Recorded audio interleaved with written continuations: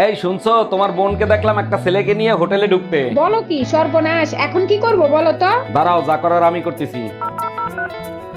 Hello ছোট গিন্নি, কোথায় তুমি? দুলা ভাই, আমি মাত্র পরীক্ষার হলে ঢুকলাম, পরীক্ষা দিচ্ছি। পরীক্ষা সাবধানে দিও, এই পরীক্ষার রেজাল্ট জানি না আসে।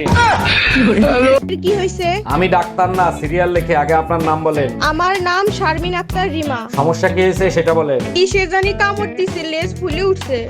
আরে আমার না, বিড়ালের। এই যে ভাবি, এইটা কি অরুণ সাহেবের বাড়ি? জি স্যার, এটা অরুণ সাহেবের বাড়ি। আপনি কোথা থেকে আসছেন? আমি লোন ডিপার্টমেন্ট থেকে আসছি। অরুণ সাহেব 20 লাখ টাকা লোন নিয়েছিল। হ্যাঁ, লোন নিছিল, আমাদের অনেক দরকার ছিল তাই নিছিল। এখন আমাদের টাকা দরকার, তাই লোনের টাকা ফেরত দেন। দেখেন ভাইয়া, আমরা তো লোন দেই না, যেখানে লোন দেয় সেখানে যান। আরে ধুর বেটা, তোর বউর থেকে আমার বউ লাখ গুণে সুন্দর। আর আমার বউর হাতের রান্না মধু মধু, একবার যে খাইবে আঙ্গুল চাটতে থাকবে। আজ গর্বে বুকটা ভরে গেল। তুমি তোমার বন্ধু বান্ধবের কাছেও আমার প্রশংসা করো। এখন তুমি কি বলতে চাও? তোমার জন্য এখন বন্ধু বান্ধবের কাছেও বেজ্জতি হবো?